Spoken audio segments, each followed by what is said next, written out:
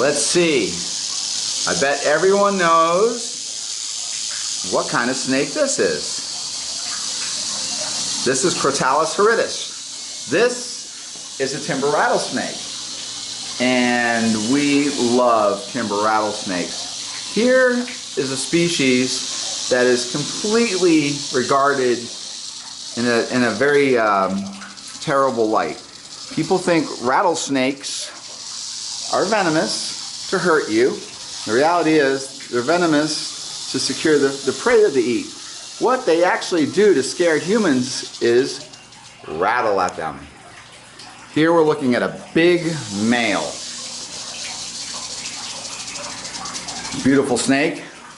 This is a classic, what you're going to see in the high Allegheny areas of West Virginia, which basically means this timber rattlesnake comes from a population that is very, very high in elevation, and they can tolerate a shorter and colder season than some of the other rattlesnakes, like canebrakes and more southern rattlesnakes. Here's a yellow-faced timber. He's just zooming along. And he took very little interest in his buddy over there. And let's go over, look what Timmy's got over here. Here's more of a melanistic phase timber rattlesnake. Shooting around. But what people probably don't realize about rattlesnakes is these guys don't want to bite you. They're not interested in hurting you. They're very, very shy. They want to hide.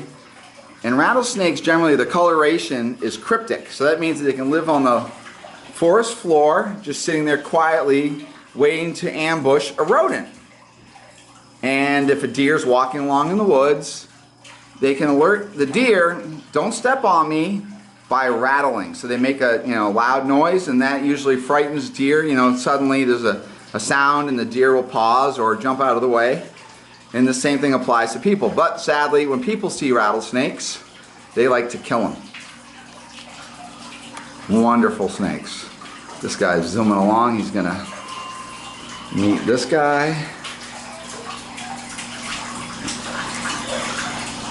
Rattlesnakes are fascinating creatures because timber rattlesnakes live essentially in groups. They actually live in a society, and they're dependent on each other to be successful as a population. They use chemical scents, and they alert each other to good areas where there's food, areas where there's maybe a bad situation like a predator's found them where they got scared, and they all use the same den. So they've learned to communicate to each other by the use of pheromones and laying down scent trails. Fascinating creatures.